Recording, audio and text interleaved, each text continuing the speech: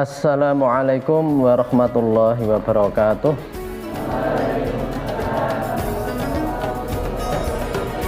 Alhamdulillah wa syukrulillah ala ni'matillah la hawla wa la quwata illa billah. Assalatu wassalamu ala rasulillah Muhammad ibn Abdillah. Amma ba'du, adik-adik, anak-anak semuanya, alhamdulillah kita dapat bertemu lagi ya. Jadi bertawajuh untuk meningkatkan tadabbur kita kepada ajaran-ajaran Islam, ajaran Allah yang dibawa oleh Rasulullah Muhammad SAW. Pada kesempatan kali ini kita bersama-sama mari kita mentadaburi ya ketentuan tentang bagaimana sebenarnya saudara, teman atau kawan yang baik. Jadi ini gini ya, sebagai dasar pemahaman atau asumsi dasar itu begini. Jadi lingkungan itu akan mampu, akan bisa menjadikan seseorang itu berubah sesuai lingkungan yang ada itu. Jadi itu kekuatan lingkungan itu termasuk di situ adalah pertemanan, perkawanan, persahabatan ya. Jadi pertemanan, persahabatan, perkawanan itu adalah sebuah lingkungan. Sehingga seseorang itu bisa baik dan buruk itu antara lain dipengaruhi yang sangat besar itu oleh lingkungannya. Itulah yang disebut dengan suasana, atmosfer ya, atmosfer. Jadi kan ada istilah gini, atmosfernya itu bagus. Jadi suasananya bagus. Dalam suasana yang bagus itu, di mana antara lain suasana yang bagus itu terbentuk dari pertemanan, persahabatan yang bagus. Itu akan menjadikan orang itu bagus. Jadi orang-orang yang selalu berteman, berkawan, bersahabat dengan orang yang bagus akan mendapatkan lingkungan, suasana, atmosfer yang bagus juga. Jadi kalian ingat ya pelajaran fisika dulu. Atau sekarang kalau kalian baru menempuh ya, dalam pelajaran fisika itu besi biasa kalau digosok-gosok dengan magnet bisa menjadi magnet.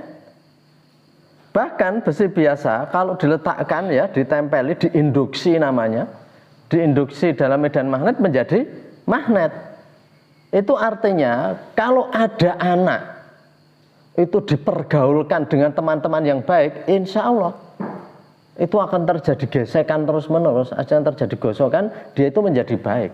Atau anak itu diletakkan dalam lingkungan yang baik, maka dia akan menjadi baik. Makanya ada dalam tradisi Islam itu ada namanya pondok pesantren. Ada sekolah-sekolah berasrama. Ya seperti kalian ini, kalian itu diletakkan dalam panti ini juga berasrama seperti ini.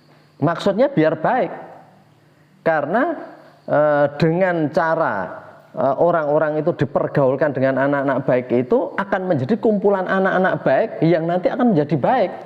Harapannya itu begitu. Jadi dengan cara Anda bersama anak-anak teman-teman yang membawa kepada kebaikan, yang mengajaknya kebaikan, kegiatannya belajar, kegiatannya menyuruh yang baik, kegiatan positif, maka akan menjadi positif. Akan menjadi positif. Bahkan mungkin di antara kalian itu ketika masuk di sini masih kecil-kecil. Ya rata-rata mungkin lepas SD. Menurut sebagian orang, wah itu terlalu kecil, kasihan gitu ya, sudah dipisah gitu ya. Tapi ternyata tidak. Karena kalaupun kamu di rumah, coba kamu lihat, anak-anak yang sudah lepas SD itu akan lebih akrab sama teman-temannya daripada orang tuanya. Maka sebenarnya anak segitu itu kalaupun dipisah, dia itu sudah bisa sama temannya. Kecuali anak-anak TK nggak bisa, tapi anak seperti kalian yang lulus SD yang kecil-kecil ini, begitu masuk SMP, sebenarnya kan sudah mulai masa kalau dalam Islam namanya mumayyiz. Sebelum balik itu anak itu mumayyiz. Mumayyiz itu punya kemampuan untuk tamyiz, membedakan yang baik dan yang buruk. Sehingga dalam pergaulan pun rata-rata itu sudah lebih dekat kepada temannya daripada orang tuanya. Jadi kalaupun kamu di rumah sama orang tuamu, kamu akan banyak sekali main sama teman-temanmu dan banyak dipengaruhi teman-temanmu. Nah, itulah pentingnya lingkungan itu seperti itu. Sekolahan-sekolahan hebat, sekolahan berasrama, perguruan tinggi hebat di dunia, itu juga membuat lingkungan-lingkungan. Kamu lihat sekolah favorit. Sekolah favorit itu kan selalu menerima yang baik-baik agar orang yang masuk di situ terbaik. Dimasuki yang nggak baik gitu ya. Kalau masuknya 1-2 bisa dibentuk, tapi kalau masuknya terlalu banyak yang nggak baik, lingkungan itu bisa rusak. Lingkungan itu bisa rusak. Nah, itu pentingnya kalian tuh berteman itu memilih anak-anak yang baik. Jadi begitu ya. Karena kalau lingkungan itu sudah jadi bagus ya, tadi saya ceritakan ya, ini sekolah-sekolah yang bagus, kemudian asrama-asrama yang bagus, pondok-pondok yang bagus, 1-2 anak yang nggak bagus, insya Allah jadi bagus karena terbawa. Di sekolah-sekolah hebat favorit di dunia, anak bodoh saja masuk bisa jadi pinter. Karena apa? Karena lihat suasana di situ, belajar semua, perpustakaannya menyenangkan, gurunya bagus-bagus, semuanya fasilitasnya bagus-bagus, maka anak bodoh bisa jadi pinter. Jadi begitu. Tapi anak pinter dimasukkan lingkungan yang jelek-jelek, nah nanti kemungkinan besar bisa menjadi jelek gitu ya. Jadi itu bisa seperti itu ya. Jadi ada pondok pesantren, ada sekolah-sekolah berasrama. Sekarang tidak hanya yang berwarna keislaman, banyak sekolah-sekolah berasrama itu sekarang. Karena apa? Karena siswanya itu ditaruh hidup dalam suasana yang atmosfer keadaannya bagus. Nah itulah. Maka dalam Islam itu begitu, yang namanya pertemanan yang baik itu penting karena bisa membawa kamu kepada kebaikan. Ini analogi atau contohnya itu gini. Kamu kalau makan nasi sering ada dapat pasir enggak? Tapi ketika orang beli beras, pasir itu kan ditimbang bersamaan sama beras toh? Pasir yang enggak ada harganya kalau campur beras, dia ditimbang seperti beras. Walaupun kamu enggak mau makan itu mesti disingkirkan. Tapi pasir saja itu ditimbang seperti beras. Karena berteman sama beras, campur beras. Jadi kamu kalau campur baik-baik nanti akan ditimbang bersama baik-baik itu. Tapi kalau kamu sebutir beras tergeletak sendiri, campurnya batu-batu, kamu hanya di totol ayam itu, nggak ada harganya, kamu hilang gitu aja.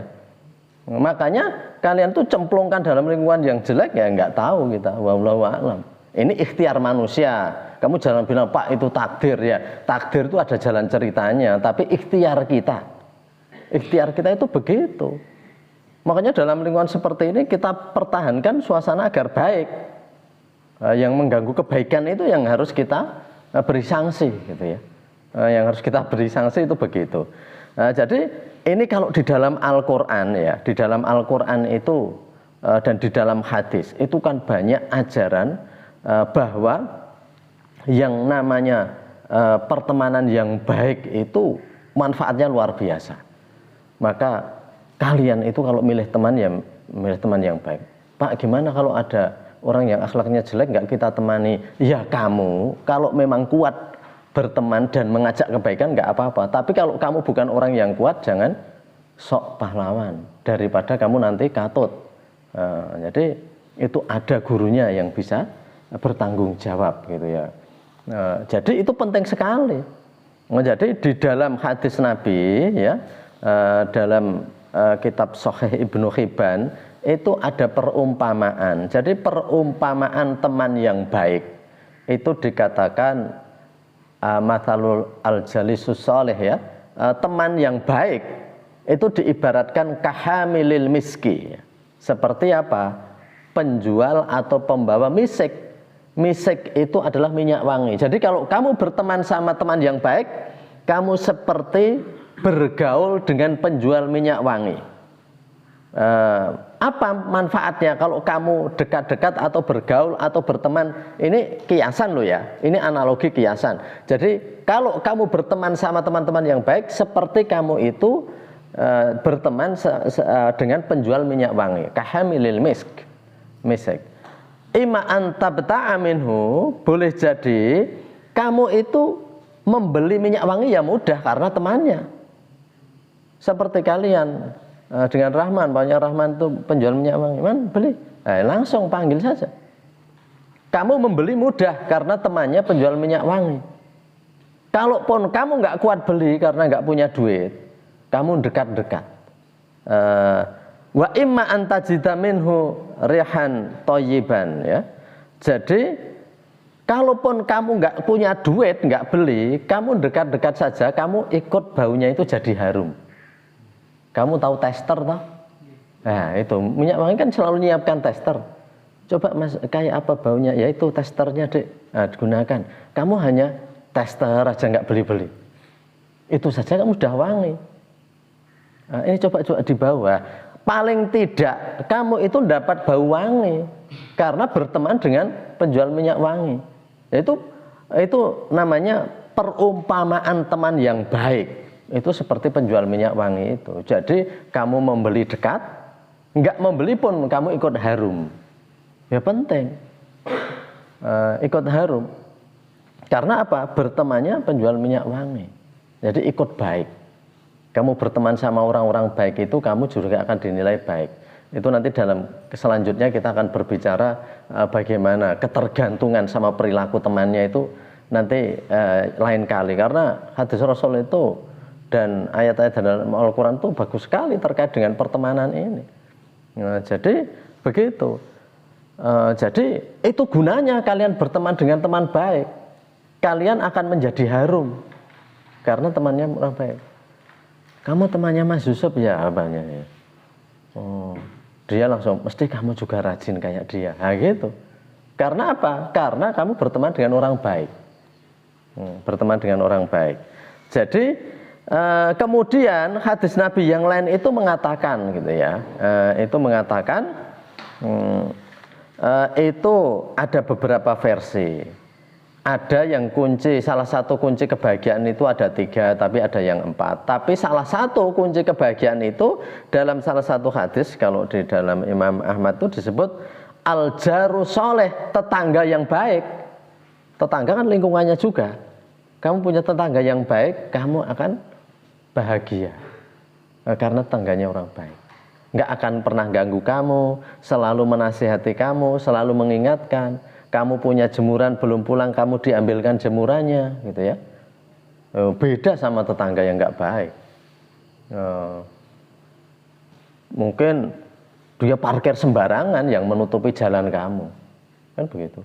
Dia nyetel tape atau nyetel apa sembarangan yang itu menjadikan kamu bingung karena suara yang sangat keras, apalagi kamu pas sakit gigi loro untu atau nggone nyetel seru banget ya. Maka dari itu salah satu kunci kebahagiaan itu dikatakan al-jaru soleh. Tapi ada di hadis lain itu ya, itu yang dikatakan wa khulata'uhu sholihin. Khulata'uhu itu teman pergaulan ya, termasuk tetangga dan teman-temannya itu wa khulata'uhu sholihin, dan pertemanannya itu dengan orang-orang yang baik-baik itu kunci kebahagiaan. Jadi kamu akan bahagia kalau temanmu baik-baik karena nggak akan merepotkan kamu. Nggak akan merepotkan. Coba kamu punya teman yang nggak baik gitu ya, pemalas dan sebagainya. Kamu ujian saja kamu repot. Dia nyontek-nyontek kamu nggak boleh, kamu dikira bakhil. Kamu boleh sama gurunya, kamu dikira kerja sama, repot toh. Itu berteman sama orang nggak baik. Maka wa khulata'uhu sholihin itu betul. Berteman sama yang baik-baik. Saya dulu pernah menceritakan kan di lain waktu bagaimana pengaruh pertemanan yang baik itu seperti itu gitu ya. Jadi itu dikatakan wa khulata'uhu sholihin. Teman pergaulannya, tetangga-tetangganya baik-baik, itu kunci kebahagiaan. Orang bisa stres. Itu saya cerita ya. Orang itu terkadang pindah rumah hanya karena pertemanan dan lingkungannya yang nggak baik. Saya stres punya rumah di situ. Tetangganya mana egois, mana ini suka ganggu dan sebagainya. Orang bisa beda. Makanya orang beli rumah antara lain beli lingkungannya. Nah, beli lingkungannya penting. Kamu punya rumah dan lingkungannya itu adalah lingkungan, maaf ya, tempat yang ramai, yang hingar-bingar, yang nggak jelas. Susah. Anak kecil pergi terus, pergaulan nggak jelas, yang didengar perkataan-perkataan yang nggak baik, perkataan jorok-jorok, ya gitu. Penting itu, pertemanan yang baik itu penting sekali. Maka dari itu, seperti kalian semuanya dalam lingkungan ini diusahakan pertemanannya itu baik. Maka kalau kamu jangan cari-cari perkara dengan nyari teman-teman yang nggak baik. Cari yang di luar, yang kira-kira diajak berbuat nggak baik mau, jangan cari penyakit begitu itu. Kamu bersyukur dalam pertemanan yang baik, saling mengingatkan. Kamu jangan emosi kalau diingatkan. Kalau diingatkan jangan emosi. Misalnya, Helet, kamu jangan rame-rame, temanmu bilang gitu, terima kasih diingatkan. Masih ada yang mengingatkan. Coba kamu nggak ada yang mengingatkan, itu ibarat orang mau terperosok ke jalan, nggak ada yang mengingatkan. Boleh jadi temannya malah terus gitu. Kayak tukang parkir yang nggak tahu jalan, terus bruk, terus ngunduri apa atau nabrak apa gitu. Jadi itu kalau teman yang nggak baik, bagus, padahal jelek. Dibilang bagus, hancur hidupnya itu. Hancur hidupnya. Betul itu. Jadi pertemanan itu pilihlah teman yang baik. Pilihlah sahabat yang baik. Kalau perlu kamu berdoa kepada Allah, ya Allah pilihkan teman-teman yang baik. Kemudian di akhirat nanti ya, di akhirat nanti orang yang baik pun akan dikelompokkan sama orang yang baik. Dalam surat Zumar ayat 73 gitu ya. A'udzubillahi minasyaitonirrajim, wasiqal ladzina taqaw rabbahum ilal jannati zumara. Dan digiring nanti orang-orang yang bertakwa kepada Allah itu ilal jannati, ke surga itu zumara, sekelompok orang baik-baik.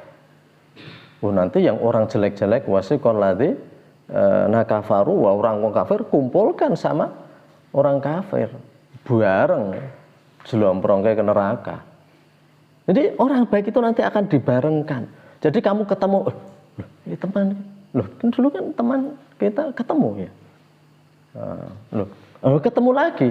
Kalau berteman dengan orang baik nanti gitu. Di surga itu di wasiqal ladzina taqaw rabbahum ilal jannati zumara. Digiring orang-orang yang bertakwa itu sekelompok, berkelompok di kafilah orang-orang baik juga. Orang yang buruk digiring menuju neraka bersama-sama. Jadi ya memang seperti itulah. Maka dari itu ya, kalau tadi teman yang baik, sahabat yang baik itu seperti penjual minyak wangi, maka sebenarnya teman yang baik itu memberikan aroma yang baik, memberikan bau yang baik. Maka dari itu carilah dan pertahankanlah teman-teman baik itu, karena itu akan mengkondisikan dan akan membawa kamu kepada kebaikan terus-menerus secara istiqomah dan meningkat. Ya, sini aja ya, camkan ya. Ada khilaf, mohon maaf. Assalamualaikum warahmatullahi wabarakatuh.